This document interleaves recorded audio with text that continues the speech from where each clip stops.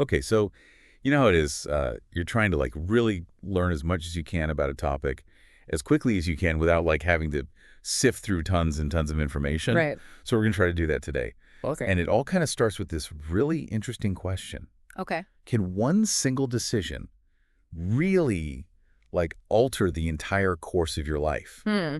And to explore that question, we're going to be diving deep into Tony Robbins' book, Awaken the Giant Within. That's a really powerful question, isn't it? Yeah. The idea that one choice can have such a huge impact. Right. And I think that's one of the reasons why that book is so popular, because it gives Yeah. us a framework for understanding how our decisions really shape our lives. Definitely. And, Tony Robbins is so well known for his like huge energy and helping people transform their lives. Right.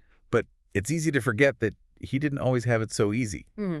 He actually came from some pretty tough beginnings. And I think that contrast between where he started and where he is now really shows just how much potential there is for transformation using the principles that he talks about. Absolutely. So today we're going to be going through the key ideas from Awaken the Giant Within. Hmm. And our goal is to give you, the listener, a clear understanding of what those ideas are and how you can use them in your own life. Perfect. And hopefully without feeling overwhelmed by the book. Exactly. And I like to think of this as like a shortcut to the core wisdom that's in that book. Yeah.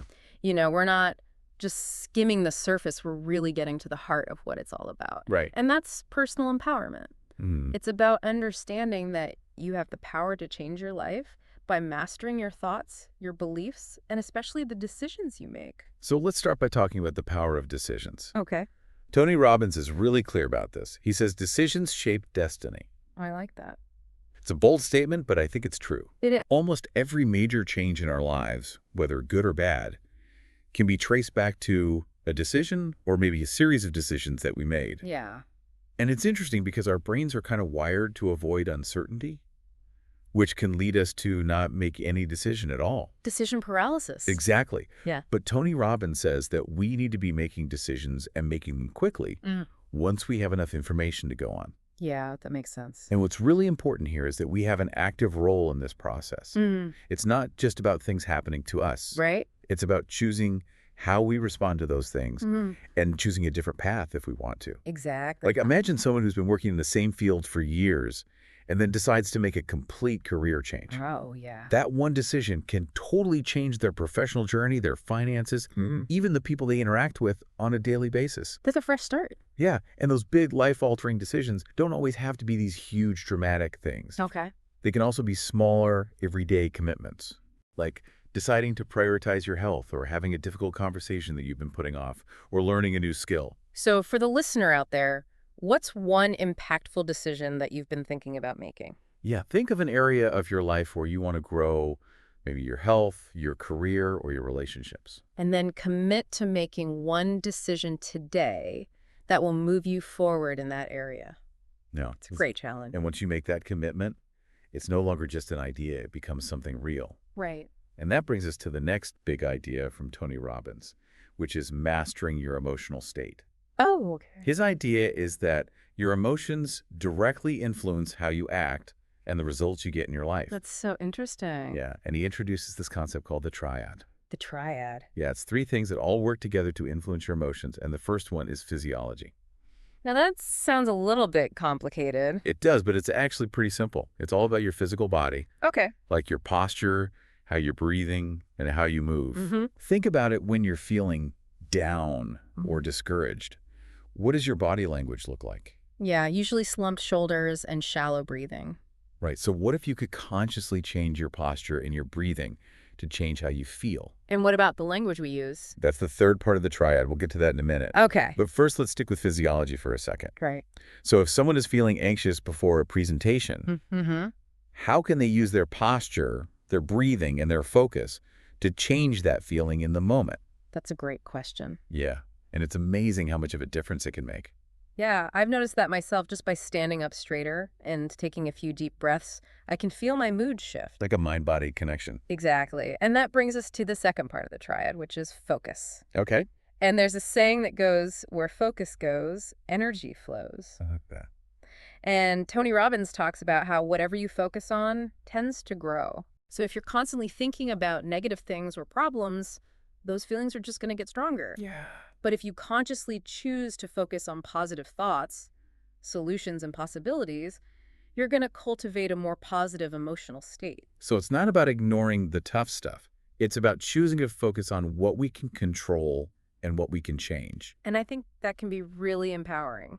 It is. And then the third element of the triad is language. Okay. The words we use to describe our experiences, both to ourselves and to others. Yeah, and we don't always pay attention to our language, but it can have a huge impact on how we feel. For example, instead of saying, I'm completely overwhelmed, Which I do sometimes. we all do, you can say, I'm currently managing a lot of demands. That does sound less overwhelming. Right. It's a subtle shift, Yeah. but it can make a big difference in how you feel about the situation. So our internal dialogue, the way we talk to ourselves, really shapes our emotional landscape. And by using more empowering and positive language, we can change how we experience our emotions. So let's do a quick exercise for the listener. Okay. Think about a recent time when you felt frustrated or drained. Now try adjusting your posture, maybe sit up straight, or even stand up, Take a few deep breaths. and focus on one positive thing about your day, no matter how small it seems. Notice if you feel even a slight shift in your mood. That's the power of the triad in action. I love that. And now that we've got a handle on our emotional states, Tony Robbins takes us to an even deeper level, our belief systems. Our beliefs. Yeah, he uses this great analogy. He says, beliefs are like the table legs that support your reality.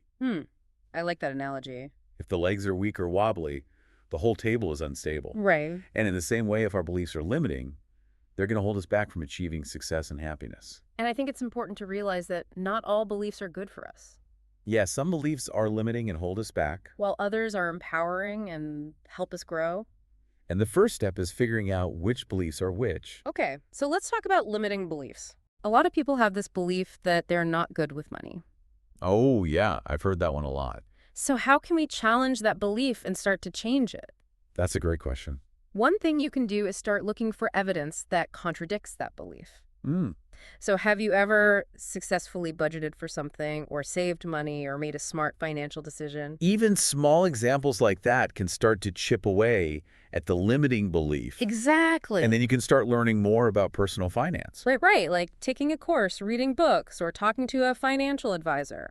And every time you learn something new or take action, it reinforces a new empowering belief. Which is, I am capable of learning and improving my financial skills. And it's not just about money. We all have these limiting beliefs about ourselves. Like, I don't deserve to be in a loving relationship. Or I'm not good enough. Or my opinions don't matter. And these beliefs can really hold us back. While empowering beliefs like, I am resilient, Or I am worthy of love and respect or my voice deserves to be heard. can really help us achieve our goals. So for the listener, take a minute and think about 3 limiting beliefs that might be holding you back. Write them down.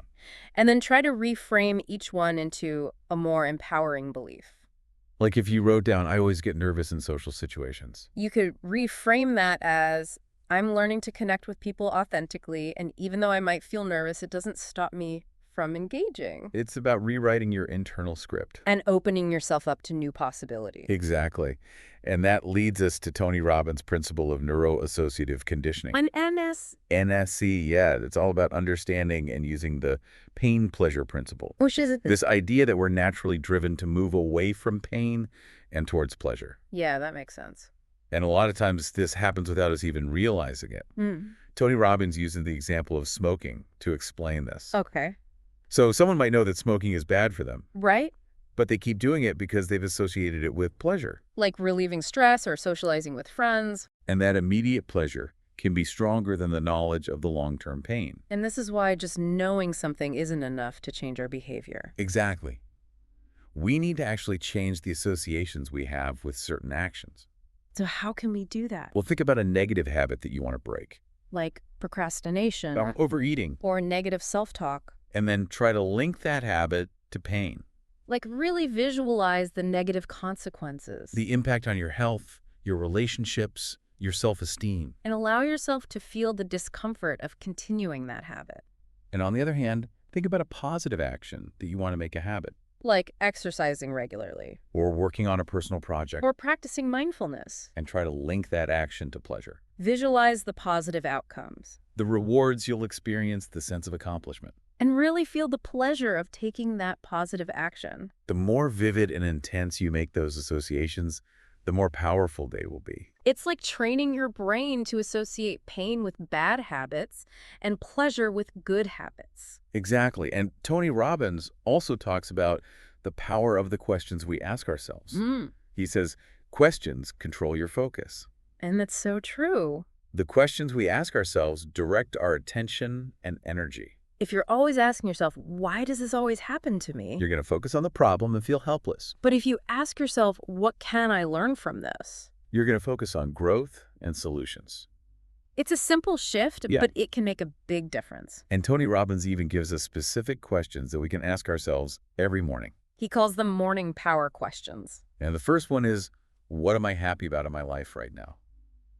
That's a great way to start the day. It immediately puts you in a state of gratitude. The second question is, what am I excited about right now? Which helps you focus on the positive things you're looking forward to. And the third question is, what am I committed to right now? Which helps you clarify your goals and intentions for the day. Those are really powerful questions. They are. And when you ask yourself those questions every day, they can have a huge impact on your mindset and your motivation. So we encourage you, the listener, to try incorporating those morning power questions into your daily routine. And speaking of goals and intentions, yes, Tony Robbins has a system for setting and achieving goals called the RPM plan.